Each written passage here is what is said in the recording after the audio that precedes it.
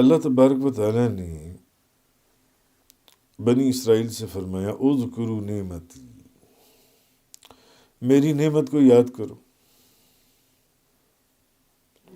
میری نعمت کو یاد کرو۔ اور نبی کریم صلی اللہ علیہ وسلم کی امت سے کیا فرمایا؟ بنی اسرائیل سے کیا فرمایا اللہ تبارک و تعالیٰ نے قرآن کریم میں؟ اذکروا نعمتی، میری نعمت کو یاد کرو،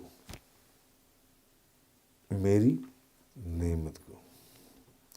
اور نبی پاک صلی اللہ علیہ وسلم کی امت کو اللہ پاک نے کیا فرمایا؟ فاذکرونی، میری ذات کو یاد کرو، عین میری ذات کو یاد کرو۔ کتنا فرق زمین اور آسمان کا اللہ تبارک و تعالیٰ نے، کیونکہ ان کے نبی اللہ کی صفت کے مظہر تھے، تو انہیں صفت کو یاد کرنے کا حکم دیا، اور ہمارے نبی اللہ کی ذات کے مظہر تھے، اس لیے ہمیں اپنی ذات کو یاد کرنے کا حکم دیا۔ اور میرا شکر ادا کرتے رہو اور میری ناشکری نہ کرو۔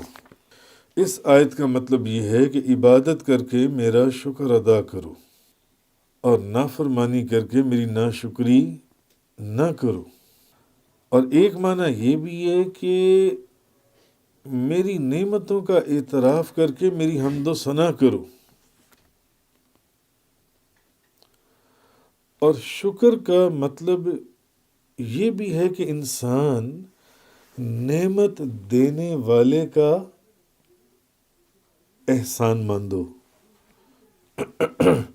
شکر کا معنی کیا ہے؟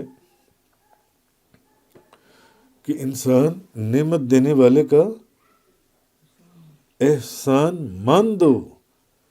یہ بھی شکریہ ادا کرنے کا ایک انداز ہے، یہ بھی شکر ادا کرنے کا ایک طریقہ ہے۔ جس نے تمہارے اوپر احسان کیے اس کے احسان کی قدر کرے، جس نے تم پر احسان کیے اس کی دی ہوئی نعمت کو اس کی مرضی کے مطابق استعمال کرے، اور جس نے تم پر انعام کیا ہے، جس نے تم پر احسان کیا ہے، احسان کرنے والے محسن، اس محسن کا وفادار رہے۔ جو تم پر احسان کرتا ہے، جو تمہیں کوئی نعمت دیتا ہے، اس کا وفادار رہے، اس کا وفادار رہے۔ مفسرین فرماتے ہیں کہ کفران نعمت یہ ہے کہ یا تو انسان سرے سے اپنے محسن کا احسان ہی نہ مانے کہ نہیں آپ نے میرے لیے کیا ہی کیا ہے، کچھ بھی نہیں، بھلے آپ کے محسن نے آپ کو نعمتیں اور برکتیں دینے کے اندر کسی سمت سے کوئی کمی نہ رکھی ہو، اپنے محسن کا احسان ہی نہ مانے، یہ کفران نعمت ہے۔ اور اگر اس نعمت کو مل بھی جائے تو اس کو اپنی قابلیت یا کسی اور کی عنایت یا سفارش سمجھے، کا نتیجہ سمجھے، یا اس کی دی ہوئی نعمت کو ضائع کر دے، یا جس نے تم پر احسان کیا اس کی تعظیم ہی نہ کرے، یا اس کی نعمت کو اس کی مرضی کے خلاف استعمال کرے، اس کی دی ہوئی نعمت کو اس کی مرضی کے خلاف استعمال کرے، جس نے آپ کو وہ نعمت دی ہے، اور وہ آپ سے جس چیز کی توقع رکھتا ہے آپ اس کے خلاف چلیں، اور اس کے احسانات کے باوجود اس سے بے وفائی اور غداری کری، اس قسم کے کفر کو مفسرین فرماتی ہیں کہ ہماری زبان میں احسان فراموشی، نمک حرامی، غداری اور ناشکر پن سے تعبیر کیا جاتا ہے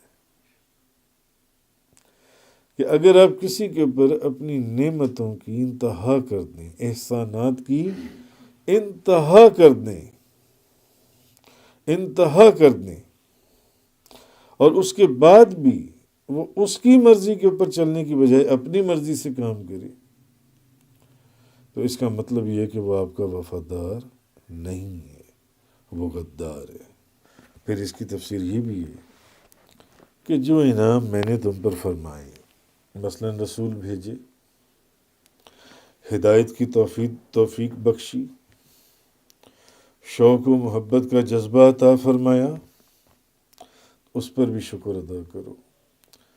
نعمتوں کا انکار یا نبی کریم صلی اللہ علیہ وسلم کی نافرمانی اور غفلت کے اندر اپنے وقت کا ضائع کرنا،